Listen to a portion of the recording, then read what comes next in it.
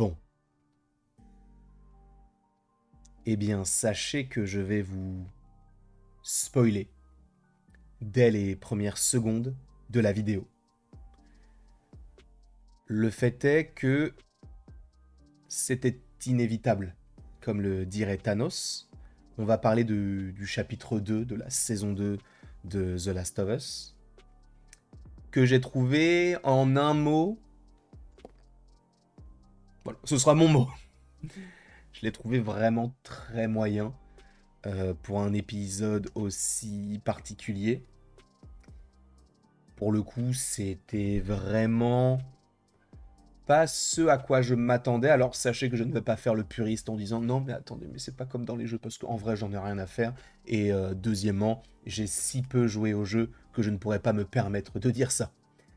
En revanche, il y a des choses qui, selon moi, dans cet épisode ne va pas. En fait, je ne sais pas pour vous, mais je trouve qu'il est mal écrit, qu'il est mal monté, en fait.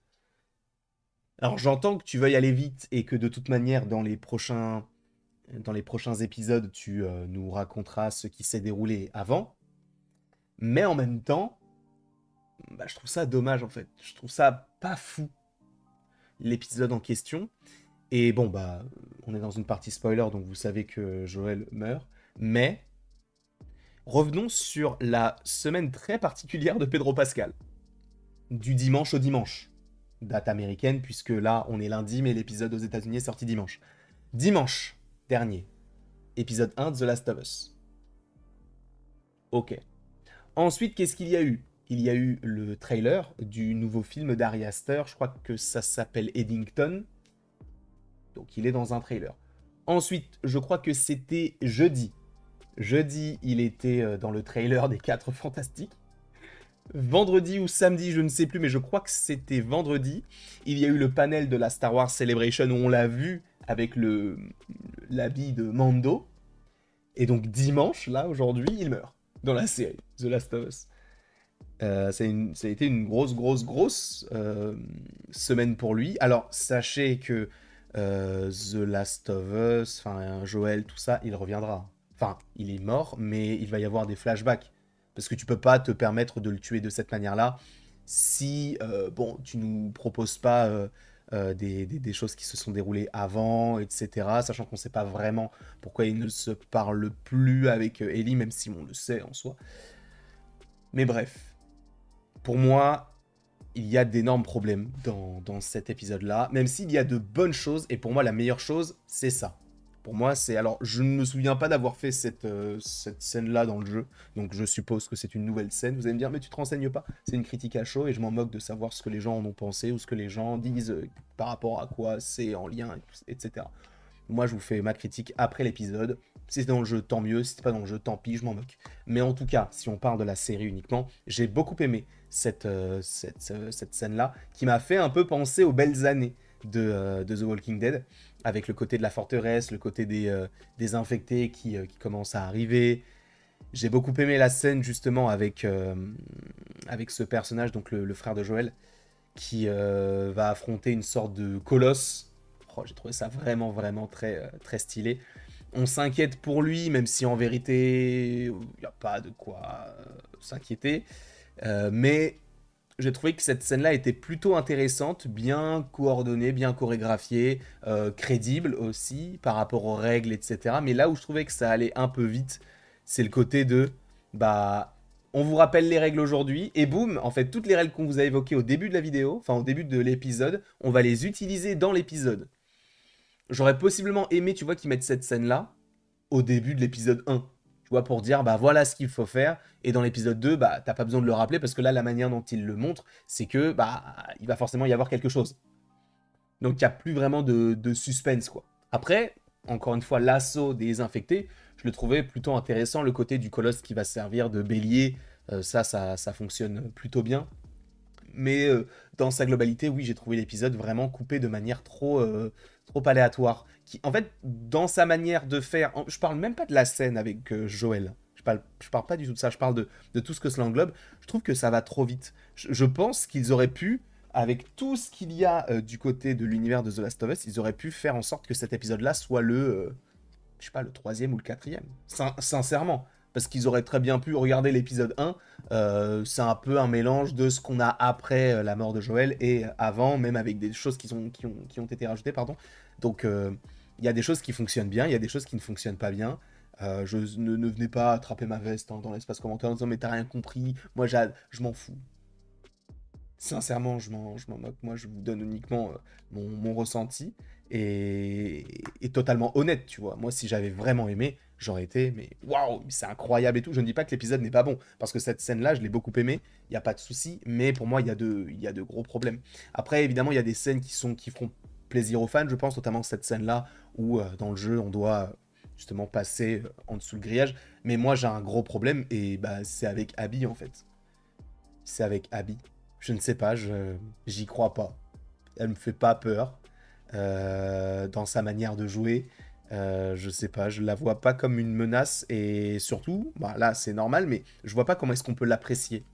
Ça pour le coup, enfin, ça changera pas. Vu ce qu'elle a fait, ça changera pas mon avis sur la question. Je veux bien qu'il y ait le côté vengeance, qu'il y ait peut-être plus derrière, mais de là à faire tout ça, bon, voilà, ça fait quand même un peu beaucoup.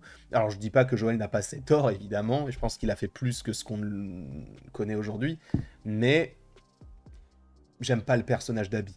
Je trouve qu'elle est pas, enfin, elle est possiblement bien jouée. Hein. Moi, je sais pas, j'ai pas ressenti une certaine crainte quand tu la vois. Tu sais, t'as pas ce côté comme dans le jeu où dans le jeu il y a ces expressions faciales où tu sens qu'elle a toujours les sourcils froncés. Elle a l'air toute innocente, toute gentille, et de la voir faire ce genre de choses, je sais pas, je trouve que ça dénote. Alors c'est peut-être ce qu'il voulait avoir du côté de la série, mais moi je suis pas convaincu par le personnage d'Abby. Donc ça pour moi c'est un point négatif de la série. Et encore une fois, même quand tu arrives au moment fatidique, je trouve que c'est trop rapide en fait. Il n'y a pas...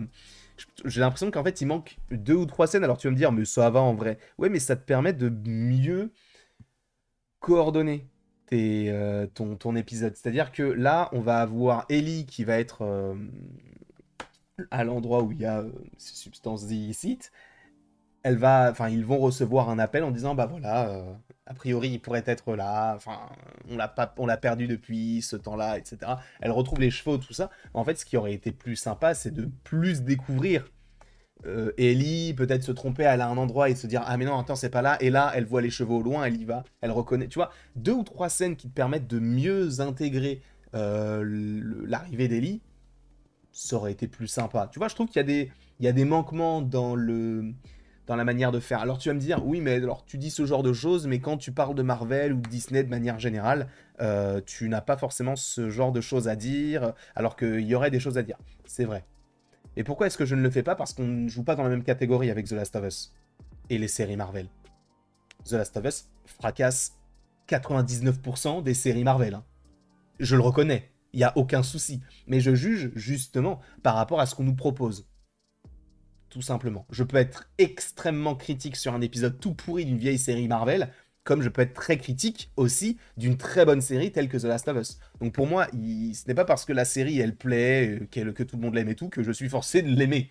Moi je vous donne mon avis, encore une fois, totalement, bah, c'est totalement subjectif, donc je comprendrais totalement que vous ne soyez pas d'accord. Après, bon, qu'on ne soit pas d'accord, je m'en moque un peu, mais voilà, moi j'avais besoin de donner mon avis par rapport à ça. Donc cette scène-là, qui d'ailleurs dénote aussi un petit peu, puisque dans le jeu, je crois il la frappe pour qu'elle tombe dans les pommes. Euh, et même, je trouve que la scène n'est pas assez impactante. Je sais pas, pour moi, c'est même le côté de la mort. Alors ça, je pense que ce sera clivant, la manière dont il meurt, parce que dans le jeu, sa tête est fracassée. Limite, tu le reconnais pas. Là, bon, peut-être qu'ils se sont dit, bon, il faut quand même que ça reste Pedro Pascal. Je ne sais pas.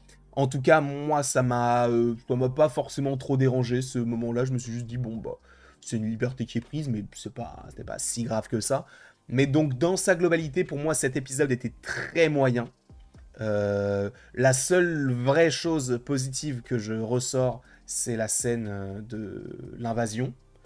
Et la scène, ou en tout cas l'élément négatif, ce serait Abby.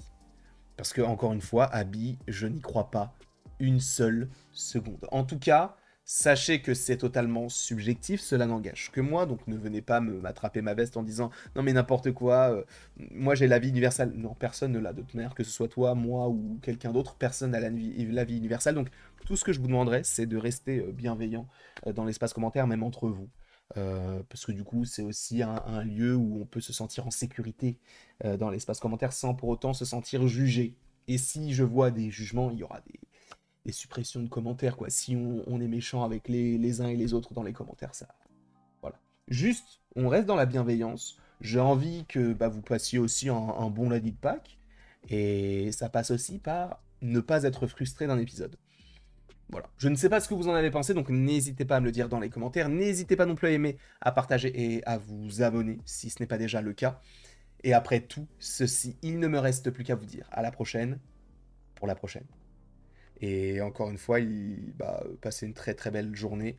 Yo baby.